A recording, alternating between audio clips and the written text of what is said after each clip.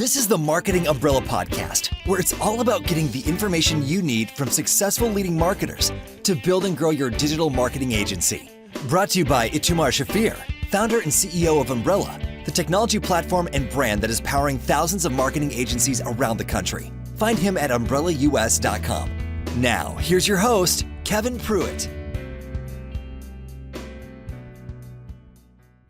This is the Marketing Umbrella Podcast. My name is Kevin Pruitt, and we have a special guest today. He's a product designer turned entrepreneur from Tétouan, a serene city in northern Morocco.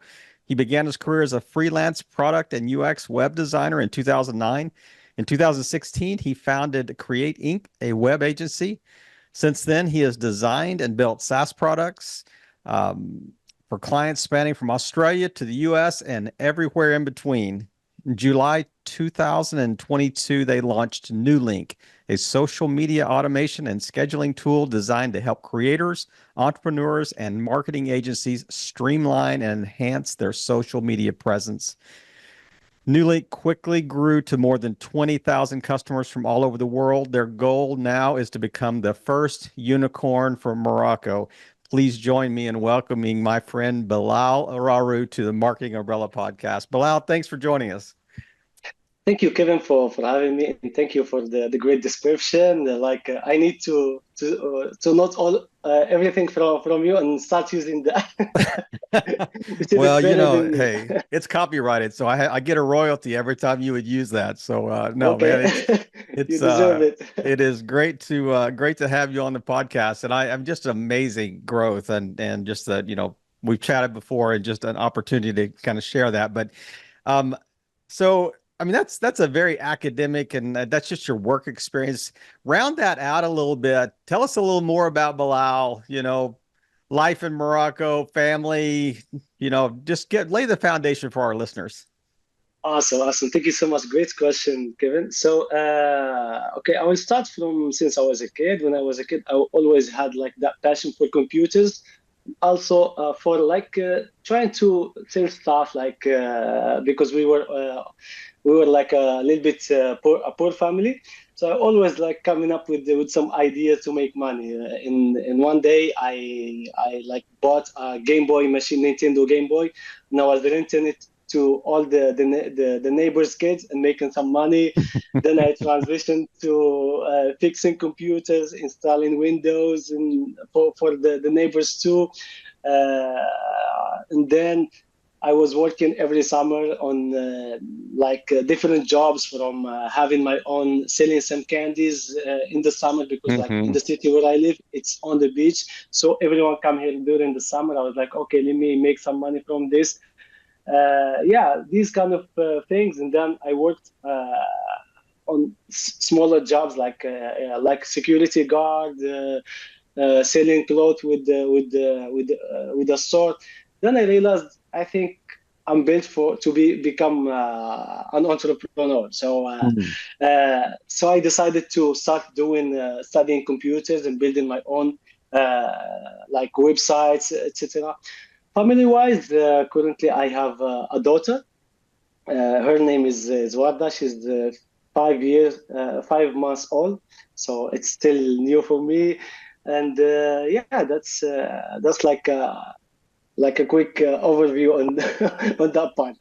Well, Mabruk on the daughter. It's interesting that I'm trying to picture, early years in Morocco, and I'm trying to think, okay, was he the only entrepreneur in his entire class? Because I mean, is that a common thing? I mean, were there others that you grew up with that kind of had that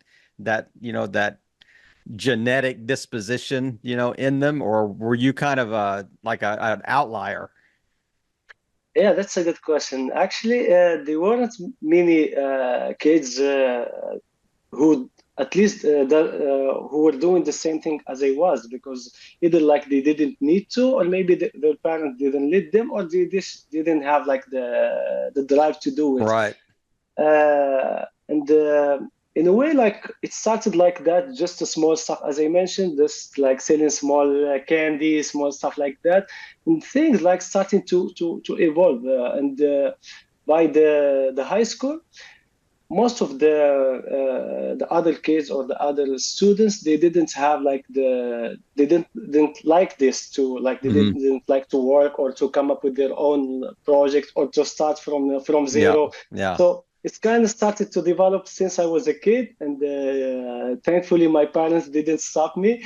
So yeah, and when Here it I goes. graduated, even when I was applying for jobs, I was like praying to God not to get admitted because it will be harder for me to quit. And then, like in 2009, 2010, I started working as a freelancer. And by the way, by then in Morocco, even either worldwide, like working online Hmm. wasn't a thing. Yeah. Like no one Yeah. here was. They were thinking that I was unemployed. Yeah. Yeah. That So was like before it yeah, was cool. That's right. exactly yeah.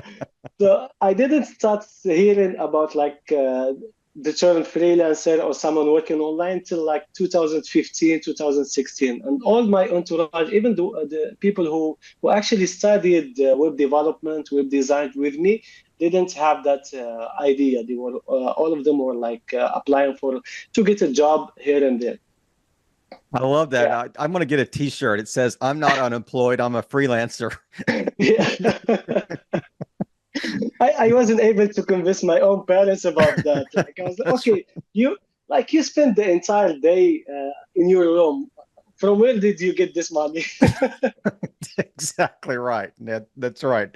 Yeah, you didn't steal it because you didn't leave the house. I don't know Yeah. how you made this money, but I so talk about the early days. I mean, you kind of were a freelancer, then you started an agency kind of on the backside of that. So talk Yeah. about your agency days and that because that was a transition by itself to go from working for yourself to kind of growing an agency. Yeah, that's good question. So initially, I was working with many clients from some of them from the Middle East, from Europe, from the US, Australia, etc. And I started getting so much work that I couldn't like do myself. So initially, I was like having some people work with me like on a project per project basis. Like sometimes a freelancer will be doing the back end development for Hmm. me. Sometimes I hire like people on a short-term project, and then I started to think, okay, maybe this is the time where I should be doing this, like transitioning to the next step. Hmm. And then, uh, okay, and then I started like, okay, let's see how this will goes. I started the agency, the paperwork, etc. I hired a couple team members. But that one, the initial like attempt failed miserably because even though I hired some like 2 or 3 employees back then, I didn't have any knowledge to manage the team Hmm. members. And I always had that superhero syndrome. So even though I hired the team members, I didn't delegate properly, so I give Hmm. them only the extra tasks. I didn't give them like the main Hmm. task that they should be helping me with, so I can focus on higher level stuff. I Hmm. ended up like giving them like the 20% extra tasks that are not needed for the business, and I Yep. was busy the entire day Mm. doing the work instead of focusing like on the business. Hmm. Okay, we spent around 6 months like that, and then we ended up like dissolving the entire agency and stopping, leaving the office, and then went back to home. And then started to plan again. Okay, this is I need to do this, but better. Started to read some books the book the E Myth. Yeah, E-Myth. Yeah. Yeah, that's a great book. That Hmm. was one of the main reasons, like the second iteration worked reading some books, watching some videos, and hiring starting to see how we can hire properly. Then what I did instead of like moving immediately to a new office, I used my apartment and hired the first employee, like the second iteration of the company. So when Hmm. I hired them, this time instead of giving them like the secondary task, I gave them like the main task that I was taking a lot of time from me. So they were working. He was working beside me in the same room, and I was teaching him how he can do this, how we name stuff, how we organize stuff, how we collaborate. And then whenever I receive a question, I try to write it down and then come up with a process that we can agree on together. That was the start. Then I hired the second employee and spent a few months working together, almost like a 6 month. 6 months. Then we moved to a new office, hired the third one, and that's how it started. So you built it, you scaled it, you know, in a reasonable fashion that you could actually grow and build, and you had the back end built as well to support your growth. But I think, you know, exactly. I could turn off the record button right now, and I think this was just gold, what you just said about because it struck me. It's like the, you know, the Pareto principle that says, you know, the 80-20 rule that says, you know, 20% of your clients will bring you 80% of revenue. You know, 20% of your clients will demand 80% of your time, that type of thing. But the fact that you recognized early, you know, hey, I'm only delegating the unimportant stuff. I'm not delegating the stuff that really matters. And you know, for you to learn that, I mean, I think that's anybody listening to the podcast, if they need to, you know, self-evaluate and look at their own situations, are they doing that? Are they delegating the things that don't matter? You know, just because their time sucks. But I mean, at some level, there is some wisdom in that, because you don't want to be you don't personally want to be working on things that don't matter, but you also want your team to be working on things that matter. You know, that move the needle. And that was that the and I may be saying it wrong. I mean, it looks like Kreatinc on is it Kreatinc? I mean, how would you pronounce that? It's Kreatinc. You are pronouncing it perfectly, and it can be said both ways, like Kreatinc or Kreatinc. Yeah. So yeah, it was like initially the idea was Kreatinc. So we create and like ink, like an incorporation. Or creatine. So which is the elements. You know, the supplement creatine. Yeah, creatine. Yeah. So basically, we are the missing element that we add to the other companies, so they grow. So it was both ways. Yeah, I love it. Well, I know that so often, I mean, that's where it kind of transitioned to where you are today, but I know so often that you know, entrepreneurs, those that are leading companies, they're building something internally because they need a tool. And the tool is so effective that, you know, it then, like, the tool is more important actually, or it becomes larger than the agency itself. I mean, I look at Slack, I mean, Basecamp, I mean, things like that were built generally internally, and they just kind of took on a life of their own. So talk about like the origin of Nuelink and how that even came about, why it came about. Exactly. Okay, that's a good question. So basically, once we have like a good sized team, we were like 4 or 5 people. We started to get this time more work, but as a team. So we needed to hire quality talent. Like we started to compete on talent here locally. And we needed to have good people who can help us with the work, so we can also scale the agency more. And we were posting on Instagram and LinkedIn on different platforms, but no one applied actually. Nobody, like even the ones who applied, they weren't like serious. They didn't match the profile. So we had a problem with hiring. When we were researching, we noticed that actually people didn't trust us because we weren't active on social media. So if you check our social media accounts back then, you will see, do these people exist? So we didn't have any posts. We didn't even have the right address in our social media profile. So we started to take social media more seriously. And we started to work on it. We started to post regularly mostly on LinkedIn and Instagram.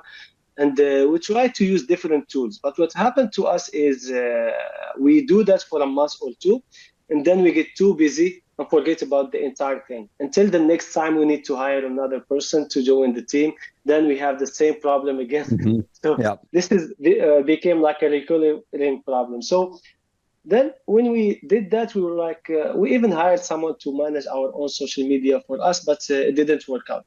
Too, because they didn't know what to post, and we felt like it was like a waste of time for the entire team. So what we did, I was like, okay, maybe we should build like a small automation tool that what it will do, it will simply get some RSS feed from different blogs that we liked and we followed, and share them with our audience, which are developers and designers. So we share stuff from blogs about user experience, about web development, news about updates in different development platforms. And we did that. When we started to do that, we noticed that our LinkedIn account started to grow, and we got more followers. And it was on autopilot. Like we only set it up once, and we let it run. I was like, okay, this is interesting. We started to get more followers. Even when we launched a job offer, this time we got more leads from LinkedIn. Unlike the other time, we started to get 60 to 100 people who are qualified actually, and we hired from that. So what we did is I was thinking, okay, this could work out as a separate tool. So what I did then. I wrote a copy for the landing page, or for how I imagine this tool will be.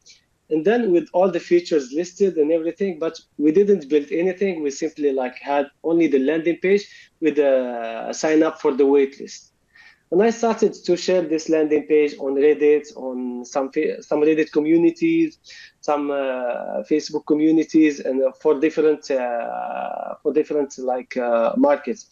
Of course, we got bans here and there from Reddit because we don't like the publicity, but we ended up getting almost more than 300 people on the wait list, and many people were giving us some ideas and some feedback. I was emailing them back and forth about what they would like to be this tool to do for them, etc. Before it was even built. I mean, it wasn't you're running the MVP cycle before the tool's even built. That's right. That's amazing. Exactly.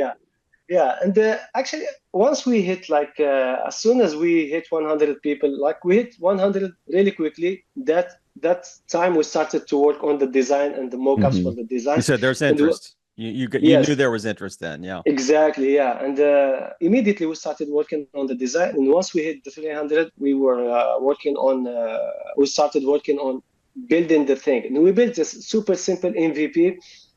We got approved for the main layers like Facebook, Instagram, LinkedIn, and Twitter, and Pinterest super quick.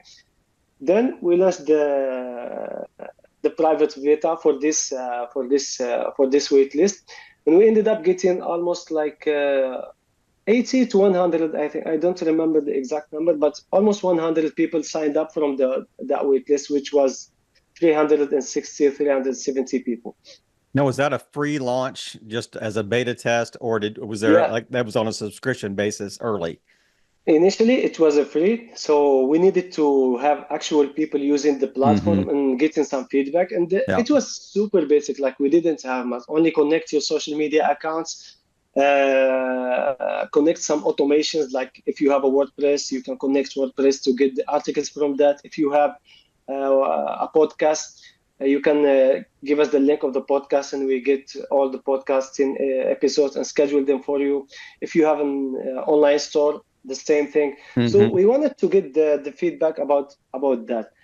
And when we released that, something interesting happened. So we had the automation. We have basically three main features that differentiate Nuelink from the competition. We have the automation, which even though it was working for us, I didn't think other people will like it, because I was thinking maybe the automation is too technical or something like that. The second part is the collections, which is the idea of the collection is having a smart folder.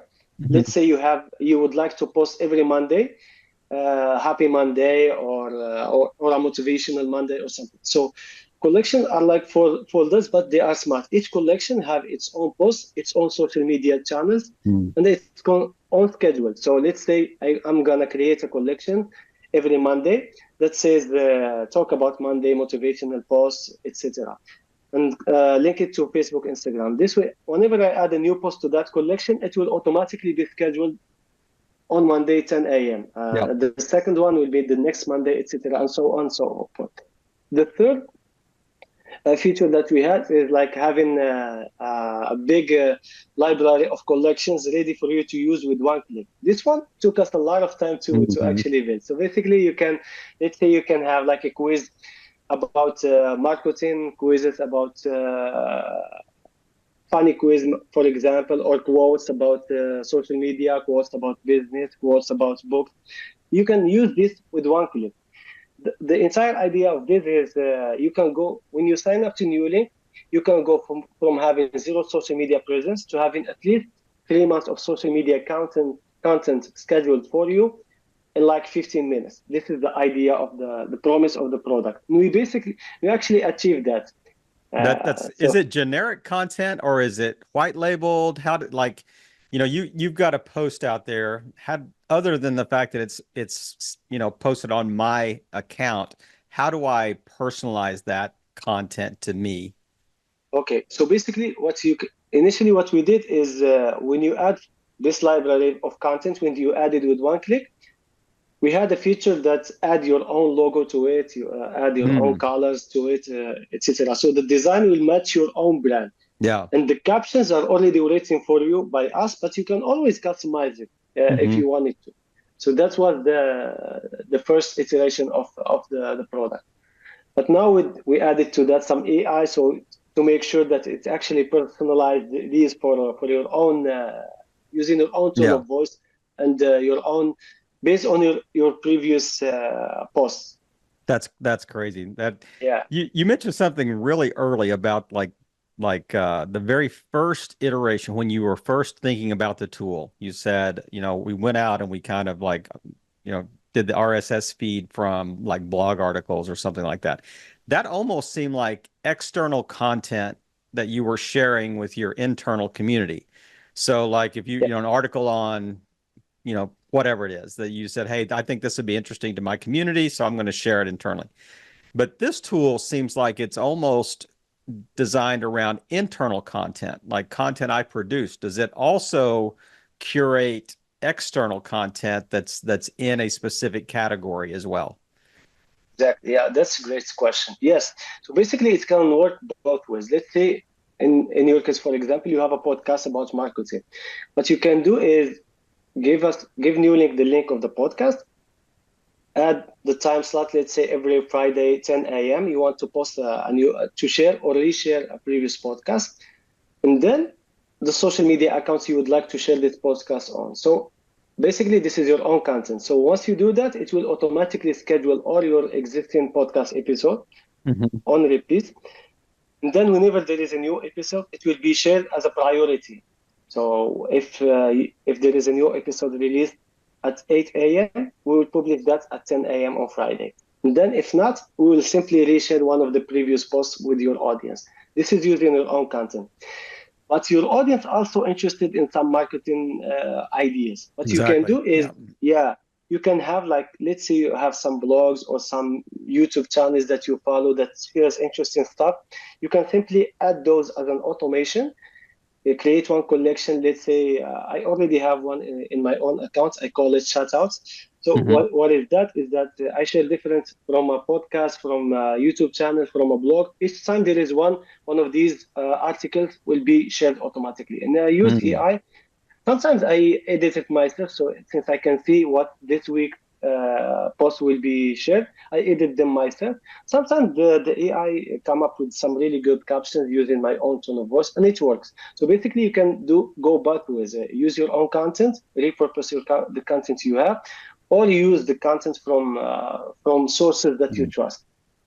So that is more of a reactive stance for Nuelink. So I'm telling it, okay, every Monday I want you to grab the latest episode of a podcast and then publish it on my social media. Can I also, I mean, I'm dreaming a little bit here with you. Is it also does have the capabilities that says, okay, I want Nuelink to go out using AI, and every time, like, let's say I give it 5 podcasts or 5 blogs to follow or whatever. Can I tell it certain keywords? So, like, if an article is published with those around that subject or around those keywords, that I could say, okay, when you see that, grab it and then publish it. Is it that intuitive, or can it be that intuitive? Yes, it's that intuitive. You can say to include, for example, whenever there is a keyword or multiple keywords in this podcast, you can grab it. If not, you can skip it. Mm. Or you can ask it to exclude some keywords Oh, yeah. from yeah. So basically, you can use it both ways, and you can also. There are so many like small details you can add to it to this. You can even with the by the way, to answer the question, yes, you can do that with it, and you can include or And exclude so much any more. podcast. That's Yeah. right. Plus, you can use like there is an AI attached to the entire thing, so you can ask the AI to write a caption using Mhm. this kind of tone of voice, etc. This kind of language. Maybe write a caption in Arabic. In my case, Mhm. sometimes I write two captions, one in Arabic, one in English. I can ask the AI to do this for me automatically, and you can ask, depend on how you feel about this. Like if you want to grab all the podcasts or specific podcasts and then mark them as a draft until you review them later and approve or edit as you like, you can do that. So it's very flexible, actually. Mishmaul. That is just that Yeah. is that is amazing. That is amazing. So, um, tell me about like so New was launched in 2022. Yes, 2022. So Yes. post COVID, and it actually was an internal tool that kind of grew into a company, and you illegally used Reddit to launch your waiting list, which is as every entrepreneur's dream to to have that waiting list like that. But so tell me what is it? I mean, has it just been crazy growth since you launched this? And what are some like maybe early lessons you've learned? I mean, that if you went back, 2 years ago and say, hey, man, if we'd have done this instead of what we did, wow, we would have had 3x growth or whatever. So walk through the last 2 years. Yeah, the last 2 years were crazy. Like a few things we did that helped us a lot is using our own strength to build the tool. Like we can ship, like we can build stuff, we can build almost anything we can think of. That was one of the thing that helped Newlink get a lot of a good reputation, because we were listening to the feedback of the customers, of the users, and immediately adding the new stuff. Like this idea that you mentioned, someone asked us to add it to the automations, and we did. So we Mhm. were moving super fast. Like when TikTok released an API, we were able to integrate with them like within 24 hours. Wow. Some of our billion-dollar competition couldn't do that until after almost 1 year. Hmm. Yep. We were It like takes a while to using turn a big ship around. exactly, yeah. In our end, it was like easy, especially since we were like just started, and it was easy for us to build. So we use that as our marketing fuel. So almost every week we come up with a new feature. We do some marketing around it, some hype, and then next week the next on to the next one, and so forth. So on. And one of the things that we learn that helped us with this is listening to the customers. So most of the stuff initially we come up with the MVP, but most of the stuff that we added later were around ideas that come up multiple times from some of or multiple people who uses Newlink. Hmm. That one of the things. Initially, we were like a little bit rigid in terms of should we do it, should we not? But Hmm. then we started to become more flexible. We have North Star, so we have a Hmm. clear idea what Newlink should always have its differentiator, which is the Yep. automations, the collections, etc. But anything that helped us move on that direction, Hmm. we move with it fast. You gotta That's yeah, build or you gotta protect against, feature creep, about this. We're just yeah, building stuff because some like one person asked for it, and so we added it. Nobody else yeah, wants it, so I mean yeah, yeah. there's need to be a critical mass too of interest. Exactly. I agree because we got sometimes we get some features that are not uh, do not align with what we're trying to do with Newlink. They could be different products altogether. So for those features, we either say we can't do them right now, or maybe later with a new product or something like that. But if it's not, if it doesn't help, the idea is this simple: help businesses automate their own social media and stay on top of it in as little time as possible. Hmm. That's the Yep. goal of Neolink. If Yep. anything outside of this, most of the time we don't add. Right. That's the entire approach. Few things that helped with the growth is after the beta. Basically, what we did is we ran a lifetime deal. So instead of paying monthly with Neolink, we decided to go and create a lifetime deal to see if people will actually buy the product this time and pay money for it. And I was hoping to make maybe $1,000 to $10,000 sales or something like that in the process. But what ended up happening is that part that was like the official launch of Newlink. The official launch we generated $137,000 with that. It was crazy because I wasn't expecting that, and I didn't think. And we crossed 10,000 customers in that launch. Oh, no, And that was let's stop. Let's stop just for a second. Tell me what it was like to go home that day, or for your wife to, when you told her, you said, "Oh, by the way, we made $134,000." that was Wow, what a launch!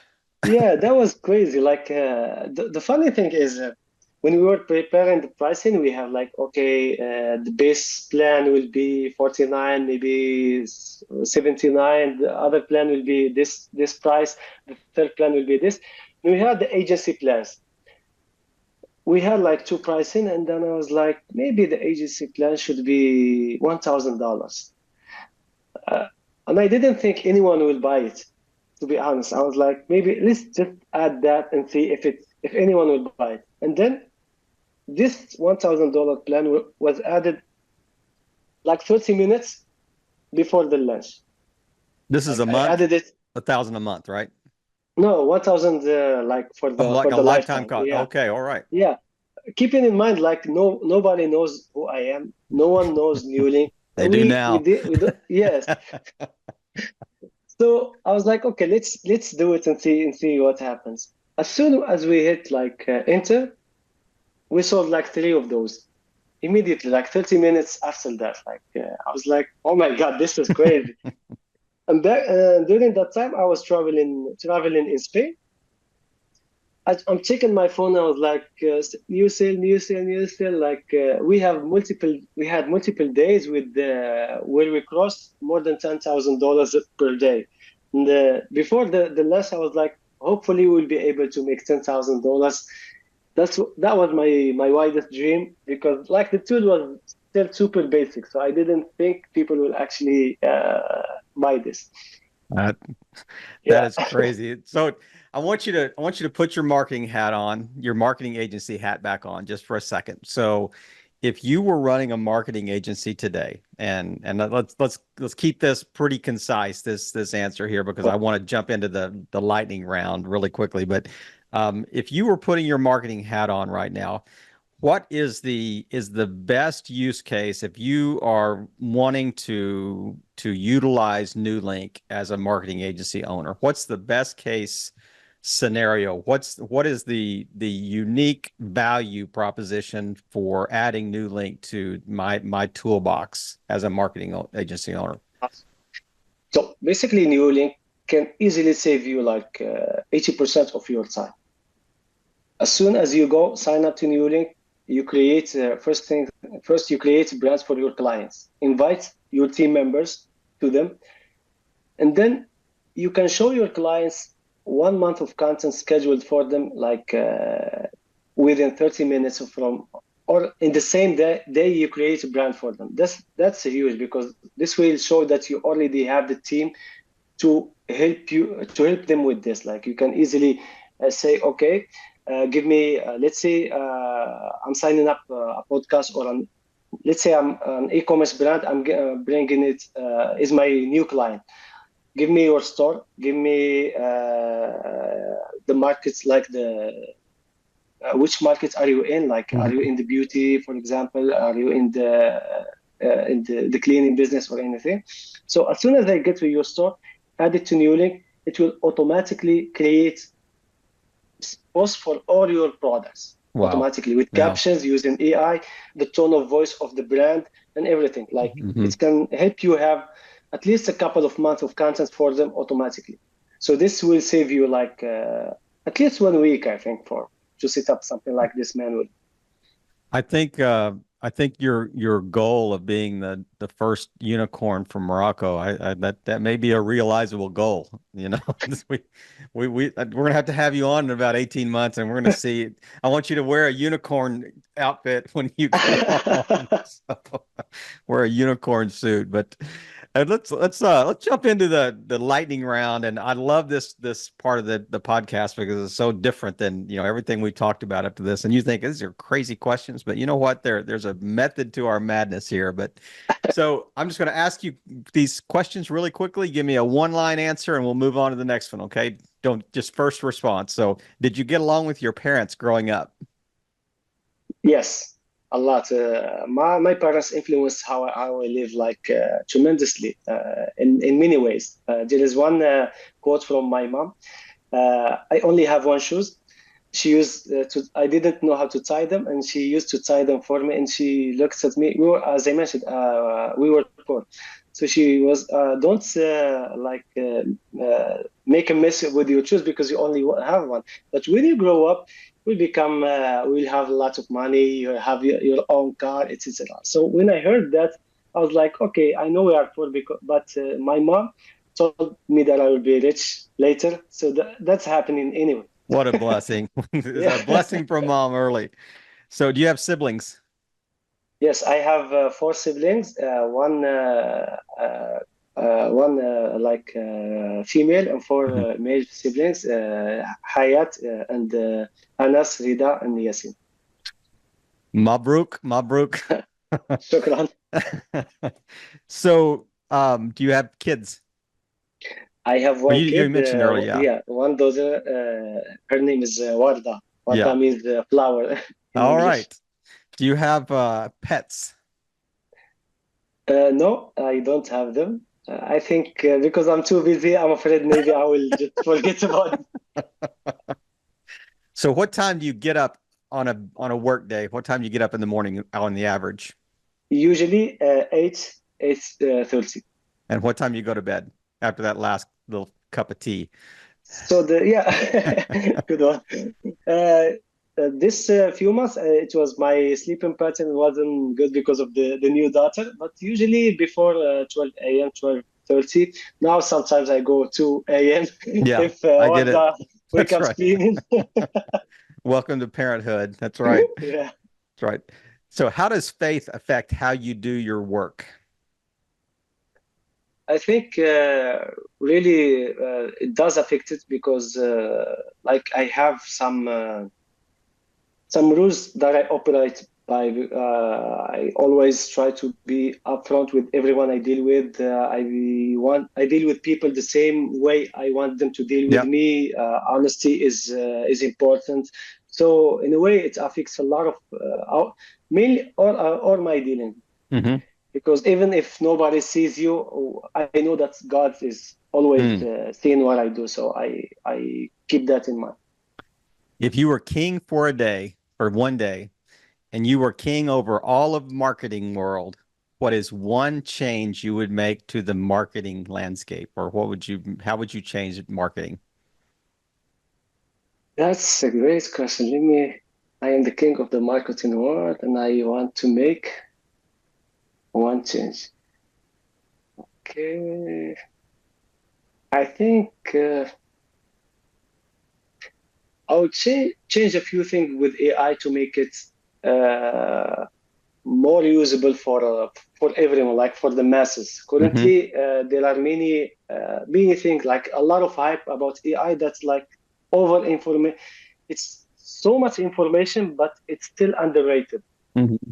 it's still very like underrated. Like what you can do with AI currently, it's massive. Like you can do almost anything. And if there is a way I can make that easier for them, more like easier or more accessible for the masses, it would be, I might be able to. That's the only part that I would change.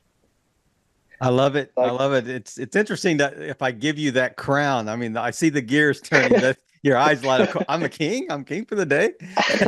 I love it. Anna Melik. yeah, I know. So, man, this has been so much fun. I really appreciate you taking time today just to share and just to kind of walk through like the origin and the growth of Nuelink and its use case and because we really want to resource marketing agency owners and provide great content, provide great guests and things that are guys that are doing cutting edge stuff in the marketing world. And man, you fit that to a T. So thank you for taking time and just sharing your expertise and really just helping agency owners grow and scale their business. Bilal, it's been a pleasure. Have a great weekend. Thank you so much, Kevin, for having me. And it was great talking to you today. Thank you for tuning in to another great episode of the Marketing Umbrella Podcast, where we provide the information you need from successful leading marketers to build and grow your digital marketing agency. To learn more, go to umbrellaus.com.